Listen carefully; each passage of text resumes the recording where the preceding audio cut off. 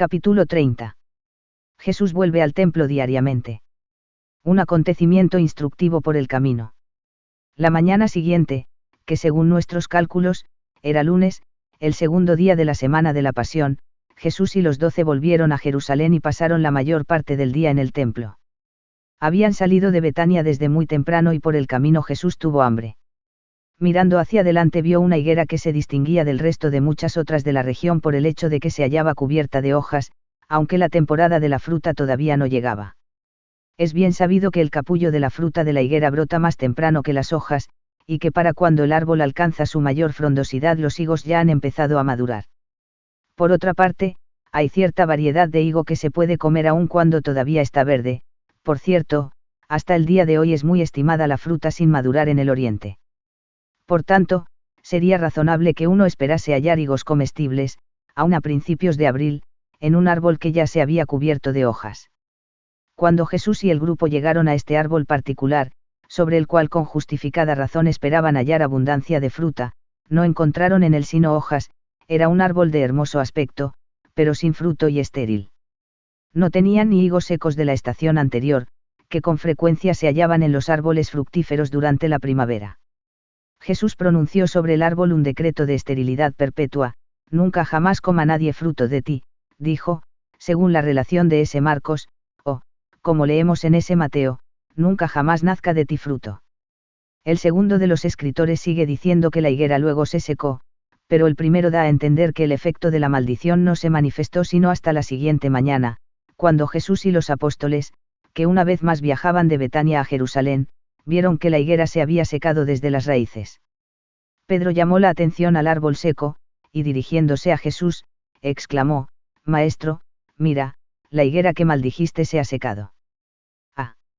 Aplicando la lección a la ocasión, Jesús dijo: tened fe en Dios, y entonces repitió varias de sus promesas anteriores sobre el poder de la fe, mediante la cual es posible mover hasta montañas, en caso de que hubiera necesidad de tan milagrosa realización, y con la cual ciertamente se puede efectuar cualquier cosa necesaria. Se indicó que el marchitamiento de un árbol era cosa pequeña en comparación con las mayores posibilidades de lo que se puede lograr mediante la fe y la oración. Pero a fin de efectuar algo semejante, uno debe trabajar y orar sin reserva o duda, como el Señor claramente lo explicó: por tanto, os digo que todo lo que pidiereis orando, creed que lo recibiréis, y os vendrá. La oración debe ser aceptable a Dios, si es que ha de ser eficaz, y sigue como consecuencia que si uno desea realizar cualquier obra por medio de la oración y la fe, debe ser digno de presentar su ruego ante el Señor. Por tanto, Jesús nuevamente instruyó a los apóstoles, diciendo: y cuando estéis orando, perdonad, si tenéis algo contra alguno, para que también vuestro Padre que está en los cielos os perdone a vosotros vuestras ofensas. Muchos consideran que la maldición de la higuera estéril se distingue de los milagros de Cristo narrados en la Biblia por el hecho de que todos los demás se efectuaron para aliviar, bendecir y generalmente para fines benéficos, mientras que este parece un acto de juicio y ejecución destructiva. Sin embargo, no se oculta el propósito del Señor en este milagro, y el resultado, aun cuando fatal para el árbol, constituye una bendición duradera para todos aquellos que desean aprender y beneficiarse mediante las obras de Dios. Si el milagro no logró otra cosa más que presentar esta impresionante lección objetiva que sirvió de fondo a las instrucciones que siguieron, el árbol marchito ha prestado mayor servicio a la humanidad que todas las huertas de higos de Betfagé. Para los apóstoles aquello fue una prueba adicional e indisputable del poder del Señor sobre la naturaleza, de su dominio en las fuerzas naturales y todas las cosas materiales, de su jurisdicción sobre la vida y la muerte. Había sanado a multitudes, el viento y las olas habían obedecido sus palabras. En 278. 3 ocasiones había restaurado la vida a ellos muertos, fue propio que demostrara su poder para herir y destruir. En las manifestaciones de su poder sobre la muerte, él misericordiosamente había levantado a una doncella de la cama sobre la cual había muerto, a un joven del ataúd en que lo llevaban a sepultar, a otro del sepulcro en donde se hallaba depositado su cuerpo muerto. Al mostrar su poder para destruir mediante su palabra, sin embargo, tomó por objeto a un árbol estéril y sin valor. Dudaría alguno de los 12, cuando a los pocos días lo vieran en manos de sacerdotes vengativos y paganos despiadados, que si él quisiera, podía herir a sus enemigos hasta la muerte con su palabra. Sin embargo, no fue sino hasta después de su gloriosa resurrección que los apóstoles mismos comprendieron cuán verdaderamente voluntario había sido su sacrificio. Pero la suerte que sobrevino a la higuera estéril es instructiva desde otro punto de vista. El acontecimiento es una parábola al mismo tiempo que un milagro. El árbol frondoso se distinguía de las otras higueras, éstas no extendían ninguna invitación, no prometían nada, porque no era tiempo de higos, en su sazón producirían fruto y hojas, pero este precoz y frondoso fingidor agitaba sus umbrosas ramas como si estuviera jactándose de su superioridad. Para los que aceptaban su ostentosa invitación, para el Cristo que fue a buscar fruta para satisfacer el hambre, no tuvo más que hojas solamente. Aun para los fines de la lección que contiene, no podemos concebir que se haya maldecido el árbol principalmente porque no tenía higos, porque en esa época del año las otras higueras también carecían de fruta. Se convirtió en el objeto de la maldición y tema del discurso instructivo del Señor porque, teniendo hojas, se hallaba engañosamente estéril.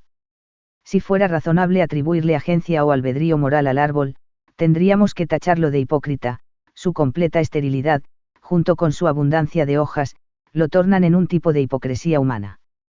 El frondoso árbol sin fruto era símbolo del judaísmo que ruidosamente proclamaba ser la única religión verdadera de la época, y condescendientemente invitaba a todo mundo a que viniera a participar de su rica y madura fruta, cuando en realidad no era sino un crecimiento innatural de hojas, desprovisto del fruto de la temporada y careciendo de siquiera un bulbo comestible retenido de años anteriores, porque lo que de fruto anterior le quedaba estaba tan seco que para nada servía, y aún repugnaba por su podredumbre picada de gusanos.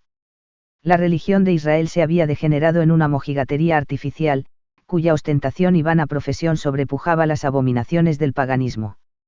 Como previamente se ha indicado en esta páginas, la higuera era el símbolo favorito con que los rabinos representaban a la raza judía, y el Señor anteriormente había adoptado este simbolismo en la parábola de la higuera estéril, planta sin valor que no hacía más que obstruir el terreno. La segunda purificación del templo. Dentro de los patios del templo Jesús se llenó de indignación al ver la escena de tumulto, alboroto y profanación que allí se desarrollaba. 3 años antes, en la época de la Pascua, se había provocado en él un alto grado de justa indignación al presenciar una exhibición similar de sórdido regateo dentro de los sagrados recintos, y había echado fuera las ovejas y bueyes, y expulsado por la fuerza a los comerciantes, los cambiadores de dinero y todos los que estaban usando la casa de su padre como mercadería. 8 ocurrió cerca del principio de su ministerio público, y este acto vehemente fue una de las primeras cosas que lo hicieron él. Blanco de la atención general, ahora, cuando faltaban 4 días para llegar a la cruz, de nuevo despejó los patios echando fuera a todos los que vendían y compraban en el templo, y volcó las mesas de los cambistas, y las sillas de los que vendían palomas, ni permitió que persona alguna pasara con sus cubetas y cestos por el patio, como muchos solían hacer, convirtiéndolo en vía común. No está escrito, les dijo lleno de indignación, mi casa será llamada casa de oración para todas las naciones. Mas vosotros la habéis hecho cueva de ladrones. En la ocasión anterior, antes que hubiese declarado o aún confesado su mesiazgo, había llamado el templo la casa de mi padre, pero ahora que manifiestamente había declarado ser el Cristo, lo llamó mi casa. Las expresiones, en cierto respecto, son sinónimas, él y su padre eran y son uno en posesión y 279. En dominio. Los medios por los cuales se efectuó esta segunda expulsión no se dan a conocer, pero es palpable que nadie pudo resistir su mandato autoritativo.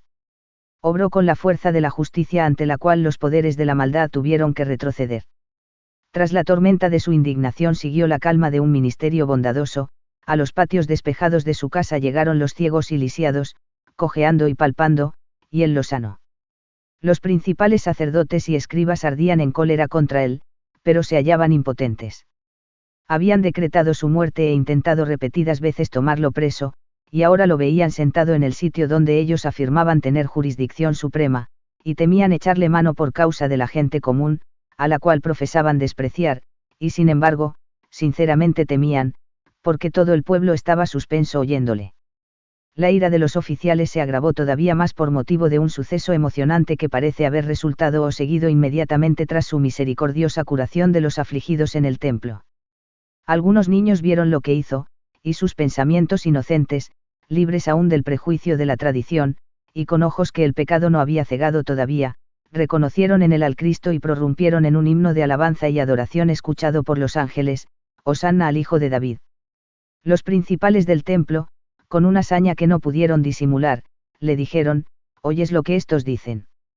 Probablemente creían que repudiaría el título, o que posiblemente reafirmaría su derecho en una forma que les diera pretexto para proceder legalmente contra él, porque para la mayor parte de ellos el Hijo de David era el Mesías, el Rey prometido.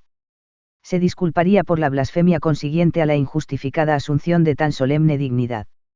Reprochándole su ignorancia respecto de las Escrituras, Jesús contestó, sí, nunca leísteis, de la boca de los niños y de los que maman perfeccionaste la alabanza.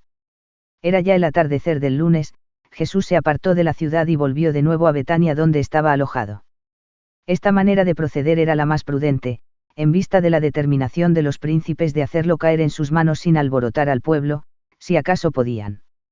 De día era imposible efectuarlo, porque dondequiera que se presentaba, las multitudes lo seguían, pero si hubiese permanecido en Jerusalén durante la noche, los vigilantes emisarios de la jerarquía podrían haberlo apresado, a menos que él pudiera contrarrestarlos mediante algún acto milagroso. Aun cuando próxima, su hora todavía no había llegado, y no sería tomado preso sino hasta que él, como víctima voluntaria, se permitiera caer en manos de sus enemigos. Los magistrados impugnan la autoridad de Cristo. Al día siguiente, es decir el martes, Jesús volvió al templo con los 12, pasando cerca de la higuera seca y recalcando la lección del milagro y parábola combinados, como ya hemos visto. Mientras enseñaba en el lugar sagrado, predicando el Evangelio a todos los que deseaban escuchar, se juntaron en torno del Señor los principales sacerdotes y varios escribas y ancianos. Habían estado hablando acerca de él durante la noche, y resolvieron dar por lo menos otro paso. Impugnarían su autoridad con que había obrado el día anterior. Ellos eran los custodios del templo, así de la estructura material como del sistema teocrático que el santo edificio representaba, y aquel Galileo, que permitía que lo llamaran el Cristo y defendía a los que con ese nombre lo aclamaban, por la segunda vez había menospreciado su autoridad dentro de los muros del templo, y en presencia de la gente común a la cual ellos señoreaban tan arrogantemente. De modo que esta comisión oficial con sus planes bien preparados se acercó a él y dijo, ¿con qué autoridad haces estas cosas? ¿Y quién te dio esta autoridad?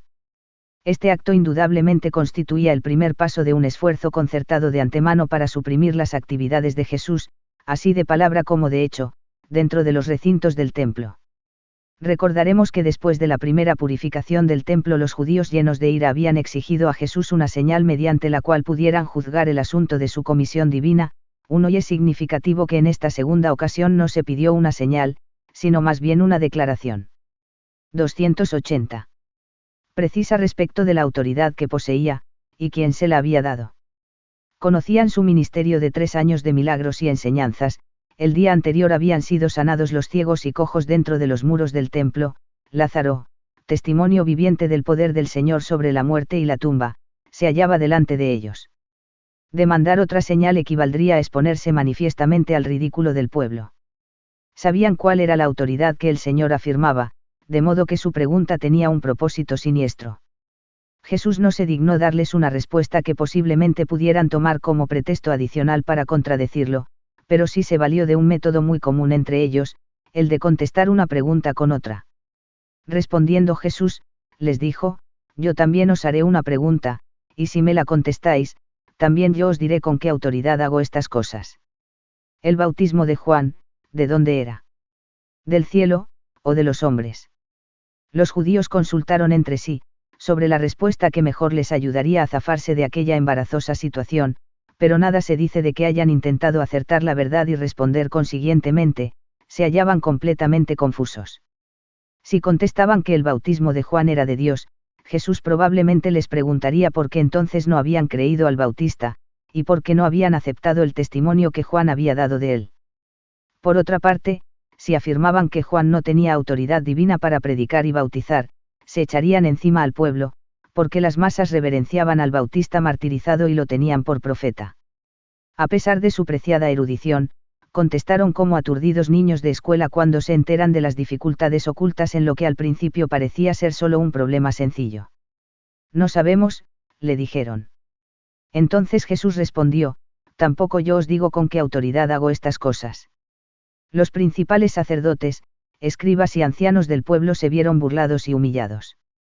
Jesús les había vuelto completamente las tornas. Él, a quien había sido su propósito interrogar, se convirtió en inquisidor, ellos en acobardados e indispuestos alumnos, él en hábil instructor y la multitud en observadores interesados. Habiendo poca posibilidad de una interrupción inmediata, el maestro procedió con tranquila deliberación a relatarles una serie de 3 historias espléndidas, cada una de las cuales entendieron que se aplicaba a ellos con certeza punzante. La primera de las narraciones a que nos referimos es la que se conoce como la parábola de los 2 hijos. ¿Pero qué os parece? Un hombre tenía 2 hijos, y acercándose al primero, le dijo: Hijo, ve hoy a trabajar en mi viña. Respondiendo él, dijo: No quiero, pero después, arrepentido, fue. Y acercándose al otro, le dijo de la misma manera, y respondiendo él, dijo: Sí, Señor, voy. Y no fue. ¿Cuál de los 2 hizo la voluntad de su padre? Dijeron ellos: el primero. Jesús les dijo: De cierto os digo, que los publicanos y las rameras van delante de vosotros al reino de Dios. Porque vino a vosotros Juan en camino de justicia, y no le creísteis, pero los publicanos y las rameras le creyeron, y vosotros, viendo esto, no os arrepentisteis después para creerle. Con sus primeras palabras: ¿pero qué os parece? Jesús los convocó a que escucharan atentamente. La frase indicaba que en breve seguiría una pregunta, y así fue. ¿Cuál de los 2 hijos era el obediente? No había sino una respuesta lógica, y tuvieron que darla a pesar de su renuencia. La aplicación de la parábola vino con rapidez convincente. La figura representativa de aquellos principales sacerdotes, escribas, fariseos y ancianos del pueblo, era el segundo hijo, el cual, cuando se le dijo que trabajara en la viña, contestó con tan buena voluntad, pero no fue, aunque las vides se habían extendido como plantas silvestres, porque no había quien las podara, y el fruto de baja calidad que llegaran a producir tendría que caer y pudrirse en el suelo. Los publicanos y pecadores, sobre quienes caía el desprecio de estos jerarcas, y con los cuales se profanaban con tan solo tocarlos, eran semejantes al primer hijo que, con su áspero pero franco desaire había desobedecido la orden de su padre, pero después, arrepentido, se puso a trabajar, penitentemente esperando poder restituir en alguna forma el tiempo perdido y el espíritu rebelde que había manifestado. Los publicanos y pecadores, en cuyos corazones penetró, como con voz de clarín, la exhortación de arrepentirse, habían acudido al Bautista en el desierto con la sincera pregunta: Maestro, ¿qué haremos? 111. El llamado de Juan no se había dirigido a ninguna clase en particular, pero mientras que por una parte los que confesaban ser pecadores se arrepintieron y solicitaron su bautismo, aquellos 281. Mismos fariseos y ancianos del pueblo rechazaron su testimonio e hipócritamente habían intentado tenderle un lazo. Por medio de la parábola Jesús contestó la pregunta hecha por él mismo, si el bautismo de Juan era de Dios o de los hombres. Su declaración: de cierto os digo, que los publicanos y las rameras van delante de vosotros al reino de Dios, reprobó el corrupto y mojigato sistema de la jerarquía en su totalidad. Sin embargo, no se excluyó la posibilidad de una reforma. El Señor no dijo que iban a entrar los pecadores arrepentidos mientras que los hipócritas sacerdotales serían rechazados para siempre. Había esperanza para estos si se arrepentían, aunque tendrían que venir después, no ser los primeros, en la gloriosa procesión de los redimidos.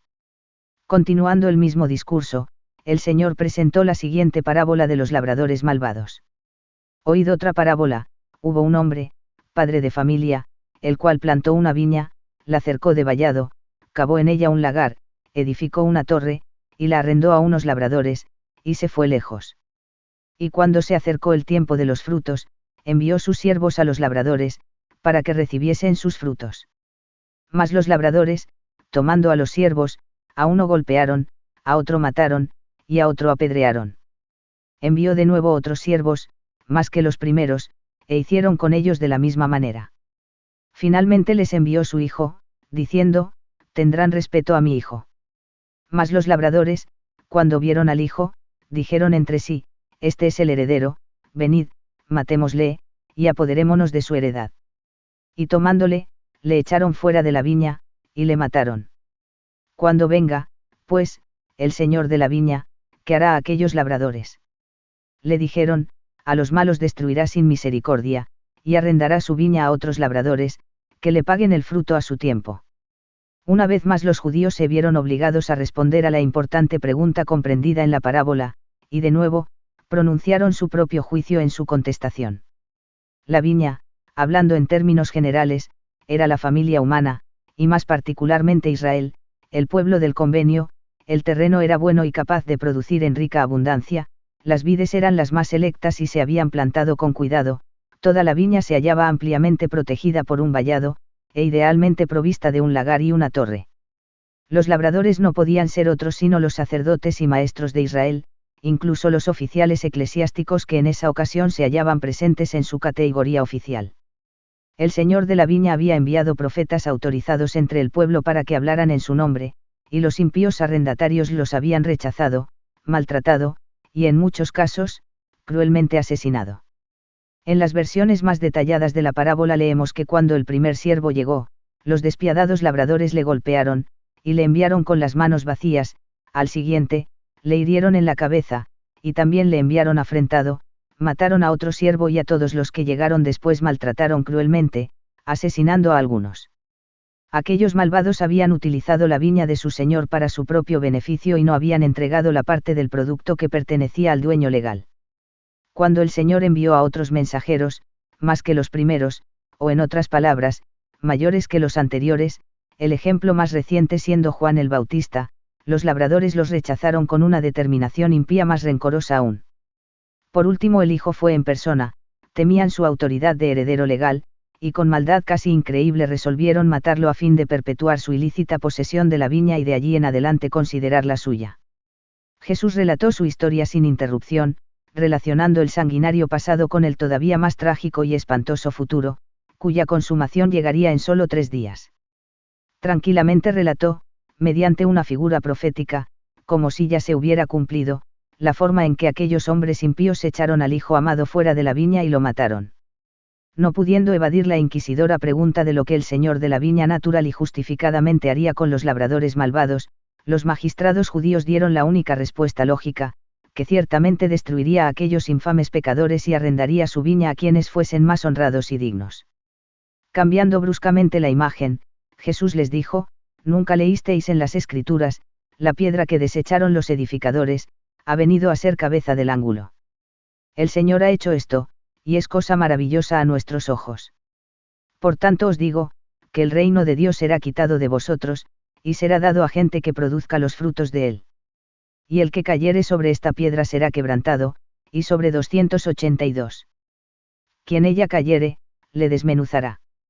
No podía haber duda en cuanto al significado del Señor, la piedra rechazada que finalmente ocuparía el lugar principal, la cabeza del ángulo del edificio de la salvación, era él, el Mesías. Para algunos aquella piedra sería motivo de tropiezo. Ay de ellos, porque se estrellarían contra ella, y solamente por medio del arrepentimiento y las obras justas podrían siquiera rehabilitarse en parte, mas sobre otros que persistieran en su oposición, la piedra caería como juicio, y ay de ellos, porque bajo su peso serían destruidos como si hubiesen sido reducidos a polvo. 8. El reino de Dios estaba a punto de serles quitado a los directores y al pueblo que seguía sus impíos preceptos y malos ejemplos, y con el tiempo iba a ser dado a los gentiles, los cuales, como lo afirmó el Señor, se mostrarían más dignos que Israel. La narración de ese Lucas nos da a entender que ellos, no nos es dicho si fueron los príncipes de los sacerdotes o el pueblo común, al reflexionar tan terrible castigo, exclamaron asombrados: «Dios nos libre».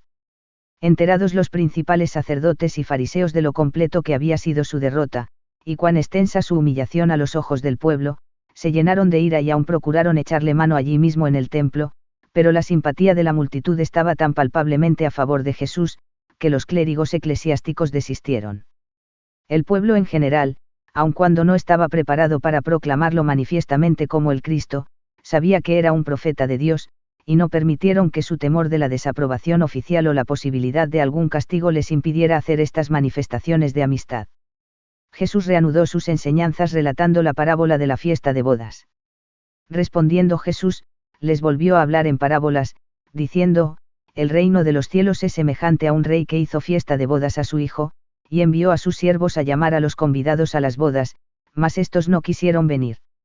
Volvió a enviar otros siervos, diciendo: «Decid a los convidados, he aquí, he preparado mi comida, mis toros y animales engordados han sido muertos, y todo está dispuesto, venid a las bodas. Mas ellos, sin hacer caso, se fueron, uno a su labranza, y otro a sus negocios, y otros, tomando a los siervos, los afrentaron y los mataron. Al oírlo el rey, se enojó, y enviando sus ejércitos, destruyó a aquellos homicidas, y quemó su ciudad. Entonces dijo a sus siervos, las bodas a la verdad están preparadas, mas los que fueron convidados no eran dignos, id, pues, a las salidas de los caminos, y llamad a las bodas a cuantos halléis. Y saliendo los siervos por los caminos, juntaron a todos los que hallaron, juntamente malos y buenos, y las bodas fueron llenas de convidados. La invitación de un rey a sus súbditos es el equivalente de una orden. La fiesta de bodas no fue un acontecimiento inesperado, pues desde mucho antes habían sido invitados los huéspedes escogidos, y de acuerdo con las costumbres orientales, nuevamente se les notificó el primer día de las festividades, las cuales, según entendemos de las costumbres hebreas, duraban un periodo de 7 a 14 días, y como en este caso se trataba de una boda en la familia real, se supone que serían de mayor duración.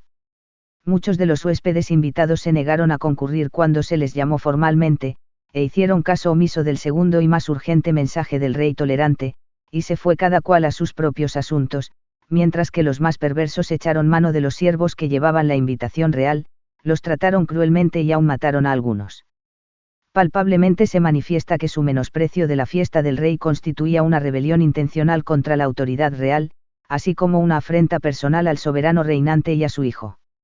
En calidad de súbditos leales no solo tenían el deber, sino era un honor asistir a la fiesta de bodas del príncipe, el cual sin equívoco podemos suponer que era el heredero legal del trono y, consiguientemente, el que algún día reinaría sobre ellos. El hecho de que se fue uno a su labranza y otro a su negocio es evidencia, en parte, de su afán por las cosas materiales sin ninguna consideración a la voluntad de su soberano, pero también indica que intentaron calmar sus conciencias perturbadas con alguna ocupación distrayente, y posiblemente signifique, además, una manifestación premeditada de anteponer sus asuntos personales al llamado de su rey. El monarca infligió una terrible retribución sobre sus súbditos rebeldes. 283.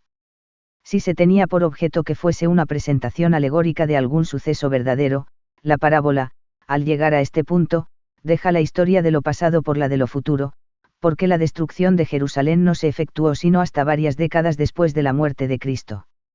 Hallando que eran completamente indignos los huéspedes a quienes se había honrado con la invitación real, el rey nuevamente envió a sus siervos, los cuales recogieron de las calzadas y cruceros, de los caminos y senderos, a todos los que pudieron encontrar, sin tomar en consideración su rango o estación, o que fueran ricos o pobres, buenos o malos, y las bodas fueron llenas de convidados. La gran fiesta con la cual se habría de inaugurar el reinado mesiánico era un tema favorito de jubilosa exposición tanto en las sinagogas como en las escuelas, y causaban gran regocijo las exposiciones rabínicas de que nadie más que los hijos de Abraham serían contados entre los benditos participantes.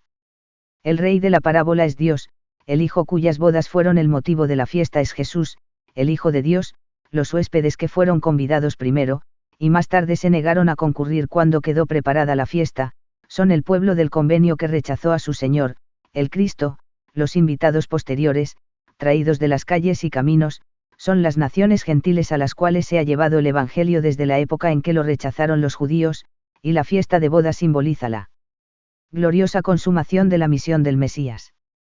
Todos los que han estudiado el tema deberán haber notado la semejanza que esta parábola guarda con la de la Gran Cena X y quizá no son muchos los que han considerado las diferencias entre una y otra. La primera historia fue relatada en casa de uno de los principales fariseos, probablemente en un pueblo de Perea, la segunda de las narraciones fue dentro del templo, después de haber llegado a su apogeo la oposición de los fariseos hacia Cristo. La primera tiene un tema más sencillo y un desenlace menos severo. En esta, la desatención de los convidados iba acompañada de excusas, algunas de las cuales parecían ser una disculpa urbana, el desprecio de los convidados, en la segunda parábola, fue decididamente ofensivo, y aparte de ello hubo vergonzosos atropellos y asesinatos. En uno de los casos el huésped fue un rico ciudadano particular, y en el otro, fue el rey quien preparó la fiesta. En el primero, la fiesta, aun cuando común, fue espléndida, y en el segundo, la boda designada del heredero real señaló la ocasión. En el primero, la retribución se concretó a la exclusión de los invitados del banquete; en el segundo, el castigo individual fue la muerte, acompañada del ejemplo punitivo de la destrucción de la ciudad. Nuestra relación de la fiesta real de bodas no ha concluido todavía, y como suplemento a la historia que acabamos de considerar, leemos lo siguiente. Y entró el rey para ver a los convidados, y vio allí a un hombre que no estaba vestido de boda. Y le dijo: amigo, ¿cómo entraste aquí, sin estar vestido de boda? Mas él enmudeció. Entonces el rey dijo a los que servían: atadle de pies y manos, y echadle en las tinieblas de afuera, allí será el lloro y el crujir de dientes. Porque muchos son llamados, y pocos escogidos. Las lecciones comprendidas en esta parte de la parábola con ventaja se pueden considerar separadamente de las de la primera sección. Como correspondía a su dignidad, el rey entró en el comedor después que los huéspedes hubieron tomado su lugar según el orden dispuesto. El rápido descubrimiento de uno que no llevaba puesto el vestido prescrito indica que hizo un examen personal de los invitados. Uno podrá preguntar, vistas las circunstancias de la urgente invitación, cómo podían prepararse o vestirse debidamente para la fiesta los varios huéspedes. La unidad de la narrativa sobreentiende que en alguna forma se había providenciado para que todo el que debidamente la solicitase, recibiera la ropa prescrita por órdenes del rey, y de conformidad con la costumbre establecida de la corte. El contexto claramente da a entender que el huésped vestido indebidamente había incurrido en un descuido, falta de respeto intencional u otra ofensa más grave. El rey lo trató con graciosa consideración al principio, preguntándole únicamente cómo había entrado sin el vestido de bodas. Si el huésped hubiera podido explicar su presentación irregular, o hubiese tenido alguna excusa razonable que ofrecer, ciertamente habría hablado, pero nos es dicho que permaneció mudo. La invitación del rey se había extendido gratuitamente a todos aquellos a quienes sus siervos encontraran, pero cada uno tuvo que entrar en el palacio real por la puerta, y antes de llegar al comedor, donde el 284 rey se presentaría en persona, cada cual tuvo que estar debidamente vestido. Sin embargo, el que no estaba preparado había entrado por otra parte en alguna forma, y en vista de que se había introducido sin pasar por los que estaban cuidando la puerta, era de aquellos a quienes el Señor previamente tildó de ladrones y robadores, porque, no habiendo entrado por la puerta, había subido por otra parte. El rey dio la orden, y sus ministros ataron al ofensor y lo echaron del palacio a las tinieblas de afuera, donde la angustia del remordimiento provoca el llanto y el crujir de dientes. En calidad de resumen y epílogo de las tres grandes parábolas que constituyen esta serie, el Señor pronunció estas palabras de importancia solemne: porque muchos son llamados y pocos escogidos. 3. Cada una de las parábolas contiene su propio tesoro de sabiduría, y las tres unánimemente declaran la gran verdad de que aun los hijos del convenio serán rechazados a menos que se hagan merecedores de su título, obrando piadosamente, y que por otra parte, se abrirán las puertas del cielo a los paganos y pecadores, si por medio del arrepentimiento y obediencia a las leyes y ordenanzas del Evangelio merecen la salvación. La historia de la fiesta de bodas del rey fue la última de las parábolas que nuestro Señor pronunció públicamente a un grupo mixto. Dirigió otras dos a los apóstoles mientras solemnemente conversaba con ellos sentado sobre el monte de los Olivos después de la conclusión de su ministerio público. Notas al capítulo 30. 1. La higuera es sumamente común en Palestina, Deuteriam 8, 8. Su fruto es un alimento bien conocido y altamente estimado. En el oriente se producen tres variedades: 1. El higo tempranero que se madura como a fines de junio; 2. El higo veraniego que se madura en agosto; 3. El higo de invierno, más grande y oscuro que el segundo, permanece en el árbol y se madura ya tarde, aun después que se han caído las hojas, y ocasionalmente se recoge en la primavera. La flor de la higuera se encuentra dentro del receptáculo o fruta así llamada, no se ve exteriormente, y la fruta empieza a desarrollarse antes que las hojas. De manera que en esta higuera, cubierta de hojas antes de su tiempo normal, uno naturalmente esperaría hallar alguna fruta. Marc 11 y 13, sin embargo, solo estaba aparentando. Comparable. Bible Dictionary por Smith. 2. Los dos hijos de la parábola. Aunque esta excelente parábola fue dirigida particularmente a los principales sacerdotes, escribas y ancianos que se presentaron hostilmente para exigir a Cristo las credenciales de su autoridad, la lección que contiene es de aplicación universal. Los dos hijos viven aún en todo grupo humano, uno de ellos haciendo alarde de su pecado, el otro un fingidor hipócrita.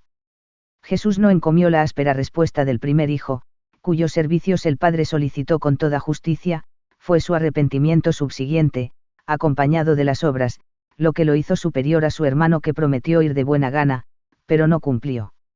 Hay muchos en la actualidad que se jactan de no tener religión y nunca aparentan una vida piadosa. Esta franqueza no mitigará sus pecados, simplemente indica que entre y sus numerosas ofensas no figura cierto género de hipocresía. Sin embargo, el hecho de que un hombre sea inocente de cierto vicio, digamos de la borrachera, en ninguna manera disminuye la medida de su culpabilidad si es mentiroso, ladrón, adúltero o asesino. Los dos hijos de que habla la parábola eran pecadores, pero uno se volvió de sus malos caminos que hasta entonces había recorrido con notoriedad patente, mientras el otro continuó sus hechos tenebrosos de pecado que intentó cubrir con un manto de hipocresía. Nadie piense que porque se embriaga en una cantina pública ya por eso es menos borracho que aquel que ingiere la bebida infernal en secreto, y este no solamente es borracho sino hipócrita. El único contraveneno salvador para estos pecados, así como para todos los demás, es el arrepentimiento sincero. 3 Israel es representado por la viña y las vides. Los judíos no pudieron menos que percibir la forma tan apta en que nuestro Señor representó a Israel valiéndose de la viña, pues para 285. Ellos eran figuras familiares, los símiles de forma análoga tomados del Antiguo Testamento.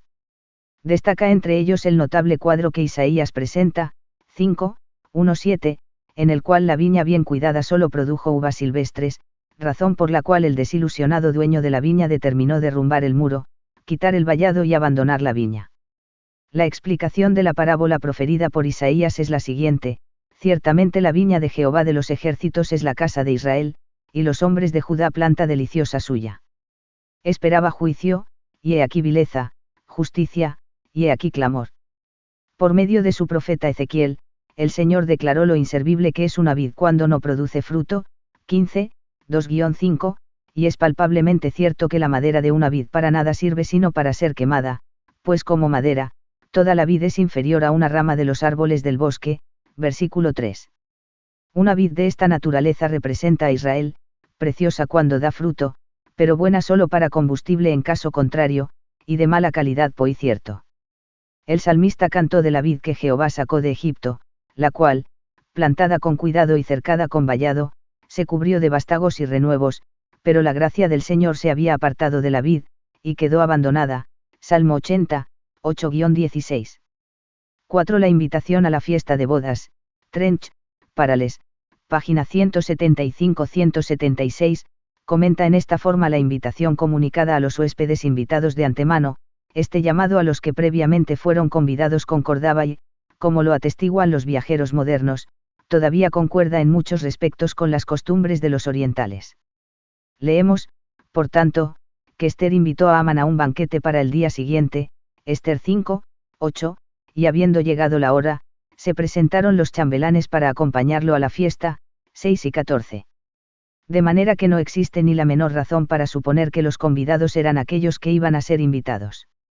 Tal interpretación contravendría el propósito más elevado para el cual se narró la parábola, porque nuestro Señor, dando por sentado que los huéspedes habían sido convidados desde mucho antes, recuerda en esa forma a sus oyentes que lo que él traía, si nuevo en cierto respecto, era el cumplimiento de lo antiguo en otro, que tenía derecho de ser oído, no como quien repentinamente inicia algo que ninguna relación tiene con lo que aconteció antes, sino porque él mismo representaba el cumplimiento de la ley, hacia lo cual ésta siempre había estado señalando, el nacimiento de aquello con lo cual toda la dispensación judía se hallaba impregnada, y este hecho de sí mismo debió dar significado a todo ello. Sus palabras, los convidados, subentienden el hecho de que la venida de su reino no era cosa abrupta, que desde mucho antes se habían echado los fundamentos, que todo aquello que sus adversarios estimaban de precioso en su historia pasada era una profecía de bendiciones que efectivamente ahora les eran presentadas en él. La invitación original cuya realización ahora había llegado, databa desde la fundación de la nación judía, y cada profeta subsiguiente la había recogido y repetido, profetizando la gracia suprema que algún día llegaría a Israel, Lucas 2, 10-24, 1 Pedro 1 y 12, y amonestando al pueblo que se conservara preparado espiritualmente para recibir a su Señor y su Rey. 5 siervos y ministros, según las mejores autoridades filológicas, ministros o ayudantes ministrantes es una traducción más literal del original que la frase los que servían, que aparece en Mateo 10 y 13. En los versículos anteriores, 3, 4, 6, 8, 10, del mismo capítulo, las palabras siervos o sirvientes expresan con más exactitud el significado del original.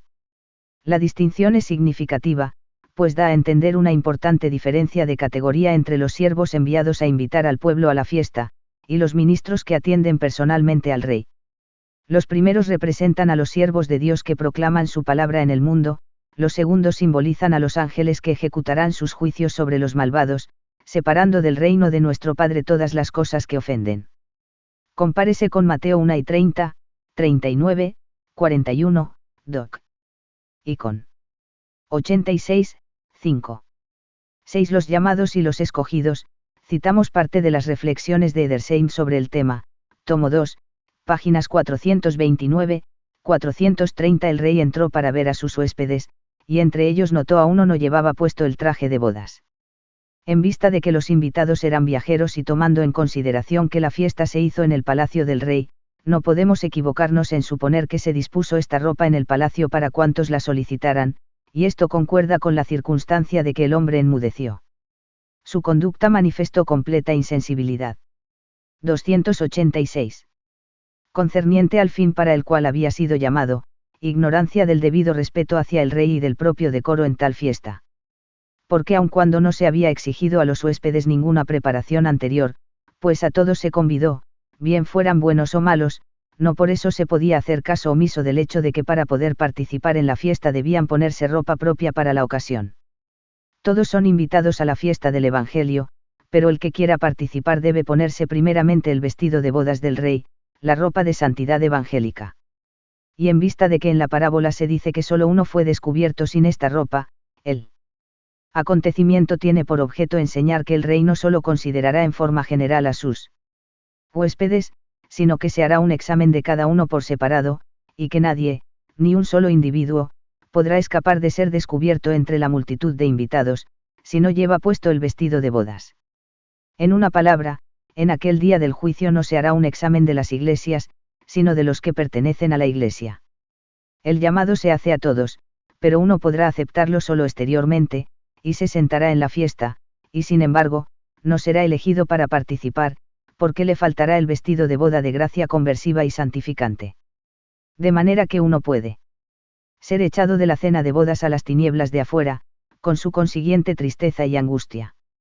Así que estas dos cosas, el llamado y la elección que vienen de Dios, aun cuando una se halla al lado de la otra, se encuentran extensamente separadas. El vínculo unificador entre ellas es el vestido de bodas que gratuitamente se ofrece en el palacio. Sin embargo, debemos buscarlo, solicitarlo y llevarlo puesto.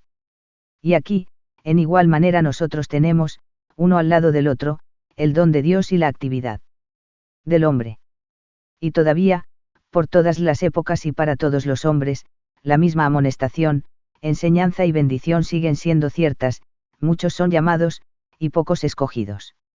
Aparecen en nuestra Biblia muchas palabras de significados afines, así hebreas como griegas. La palabra griega original, donde se menciona el vestido de bodas, es enduma, pero no ocurre en otros pasajes bíblicos, como original de vestido. El sustantivo se relaciona con el verbo griego enduein, que significa vestirse de algo. Compárese con Lucas 12 y 49 hasta que seáis investidos de poder desde lo alto.